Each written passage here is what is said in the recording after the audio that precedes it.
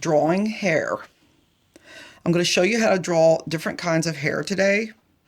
And I'm going to start with this very simple hair of a woman with her hair tied back in a ponytail.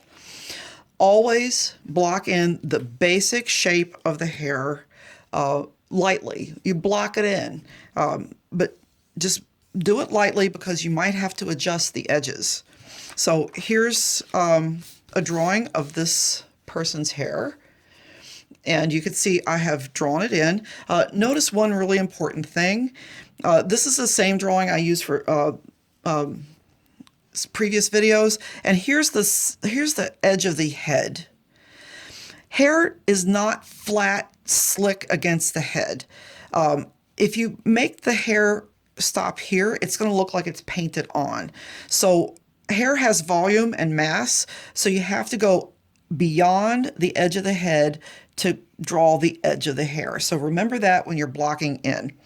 And you can see an indication of that because here's the ear, and the hair is even with the outside edge of the ear, but the ear would stick out from the side of the head. So just make sure you remember. And even in this little part here, you can see that down here is the top of her head. The part shows where the hair is attached to the head, and you can see that it goes beyond that. So anyway, I just blocked it in. I'm not going to shade it in yet because I'm going to shade in another one in a minute, but just notice the edge of the hair. Also, there's always some hair in front of the ears, and here's her ponytail, and I just blocked that in. Here's her shoulder. I'm just going to erase the line of her shoulder, and then there's some spiky bits of hair right there. So I put those in. That's just blocked in, and that's very simple hair. And when I shade, actually I'll just do a little bit of shading right now. I'm going to erase this line because I don't want this showing inside. And by the way, what you do not want to do with hair is you do not want to draw little lines, just line, line, line, line, line, line, line, line, line. That takes forever. It looks much better if you just shade it all in with your 4B pencil or like this. But notice I'm going in the direction of the hair. If you go across, it's not going to look good. But if you just do it like this,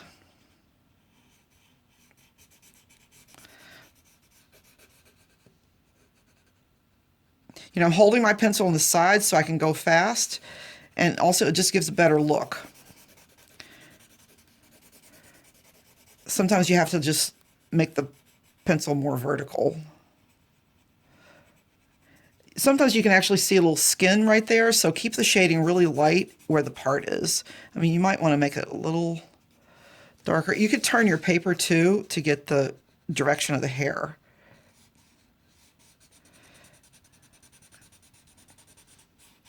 Use long strokes. Do not put little tiny lines. Okay, this is not finished. I'm just trying to get this video not to be too long. So there's her hair. Now notice her hair is, there's a little softness along the edge of the hair. So I'm just going to put a little light shading next to the side of the hair and the edges of the hair, just to show that there's like the hair's thinner there and there's a little light showing through it. Now, once I have that done, I'm going to look for the highlights. There's not many in here. Just right there, just lightly, some little bits of lighter hair where the light source is hitting.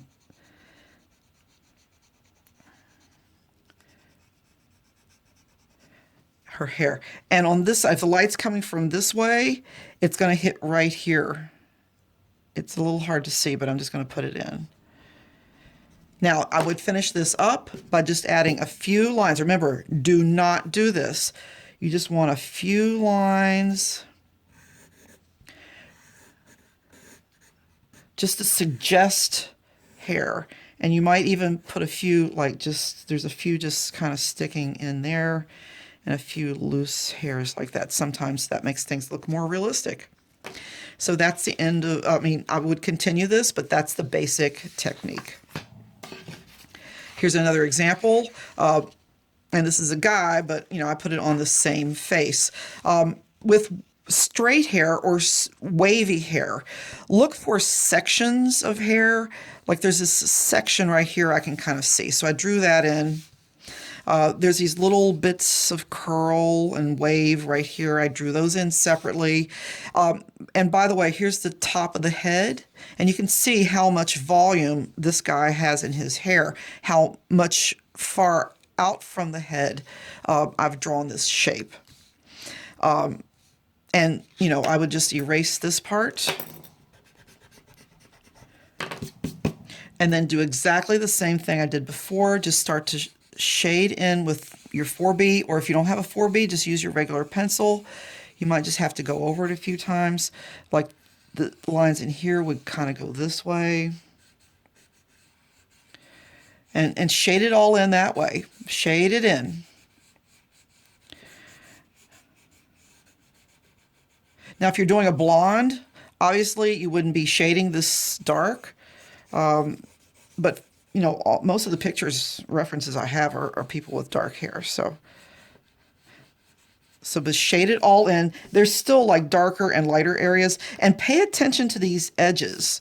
Like right here, I'm going to erase this line because the hair almost kind of fades out right here.